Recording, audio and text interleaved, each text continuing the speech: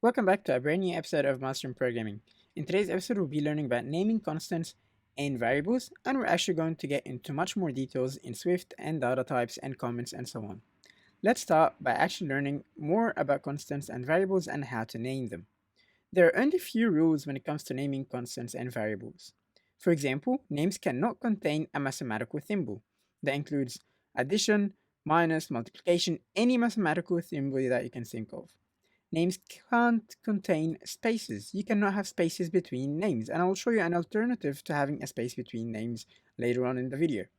Names can't begin with a number. Other than that, you can actually name your constants or variables anything you would like. Let's go back to our playground and actually do exactly that.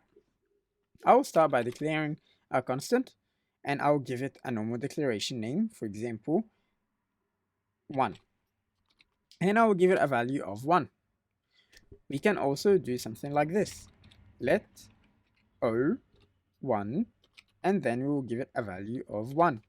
We cannot, however, declare something like this. We cannot say let and start with a number and then say declare with a value. This will cause an error, and as you can see, it says expected pattern. Even if we try to type in normal characters after, it will not work.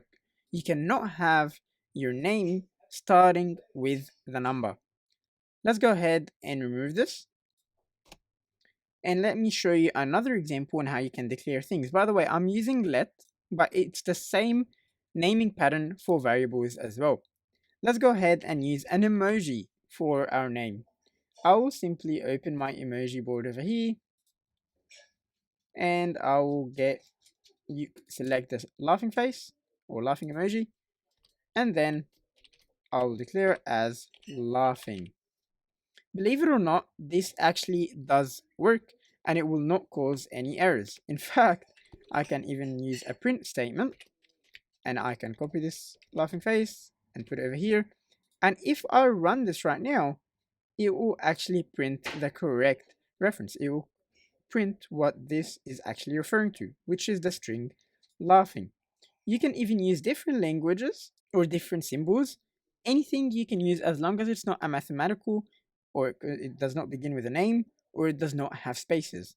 Well, what if you want to add a space in your name? For example, let's say you want to have something like this. This will cause an error, but an alternative is an underscore. You can use an underscore, which will not cause an error, and it will still give meaning that you want a space inside of your object, something like this. And now you will not have any errors. We're done with that. Now let's actually learn more about comments. If you remember, in my last video, I used a comment and I said something like this. I also mentioned that this will not run when I try to compile my file. And this remains true in any part of your file. You can add anything, whether it's a number, a mathematical symbol, or a normal string, and this will not run. It will not cause any errors. You can even put it on the same line or underneath a line, and nothing will happen. This will not cause any errors. Even if you actually write a proper line of code. For example, if I say let David equals to name, and then try access that David constant that I just declared, it will not work. It will not find it. And that's because this was, as you can see, it says cannot find David in scope. That's because it was declared in a comment. That means it will just not appear.